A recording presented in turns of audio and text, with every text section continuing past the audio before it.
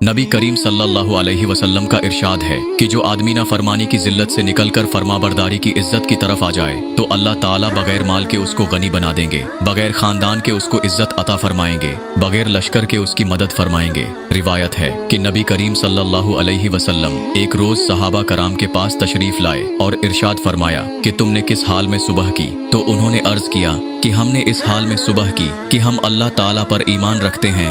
नबी करीम सल्लल्लाहु अलैहि वसल्लम ने फिर इरशाद फरमाया कि तुम्हारे ईमान की इलामत किया है? उन्होंने जवाब दिया, हम तकलीफ पर सब्र करते हैं, खुशहाली पर शुक्र करते हैं, तकदीर पर राजी रहते हैं। तो नबी करीम सल्लल्लाहु अलैहि वसल्लम ने इरशाद फरमाया कि रब्बे काबा की कसम, बेशक तुम मोमिन हो। अल्लाह ताला ने बाज़ अनबिया की तरफ इस तरह की वही भेजी है कि जो शख्स मुझसे इस हाल में मुलाकात करे कि वो मुझसे मोहब्बत करता हो तो मैं उसको अपनी जन्नत में दाखिल करूंगा। जो शख्स मुझसे इस हाल में मुलाकात करे कि वो मुझसे डरता हो तो मैं उसको अपनी जहन्नम से दूर रखूंगा। जो शख्स मुझसे इस हाल में मुलाकात करे कि वो मुझसे हया करता हो तो मैं किरामन कातिबीन को उसके गुनाह भुला दूंगा। हजरत अब्दुल्ला बिन मसऊद रजी अल्लाह अन्हु से मनकूल है कि अल्लाह ताला ने तुम पर जो चीजें फर्ज फरमाई हैं उनको अदा करो तो लोगों में सबसे ज्यादा इबादत गुजार बन जाओगे। अल्लाह ताला की हराम फरमोदा चीजों से बचो, लोगों में सबसे ज्यादा जाहिद बन जाओगे। अल्लाह ताला ने तुमको जो कुछ अता फरमाया उस पर राजी रहो, लोगों में सबसे ज्यादा गनी बन जाओगे। हजरत सालिहा मरकदी रजी अल्लाह अन्हु से मनकूल है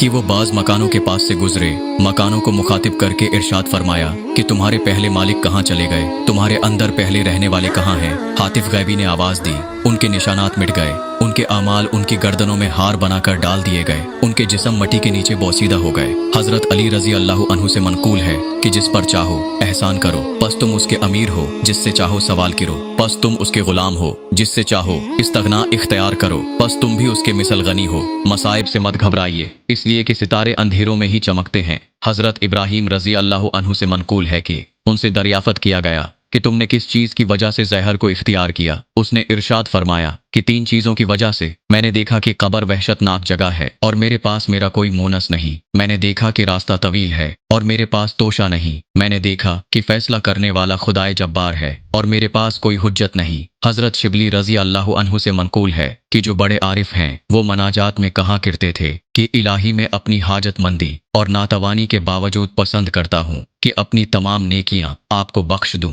बस है मेरे आका, आप कैसे पसंद नहीं फरमाएंगे कि मेरे तमाम गुनाह बख्श दें? हालांकि आप मेरे सरदार मुझसे बेनियाज हैं। उनका ये भी इरशाद है कि जब तुम अल्लाह ताला से उन्स हासिल करना चाहो तो अपने नफ्स से वहशत इख्तियार करो।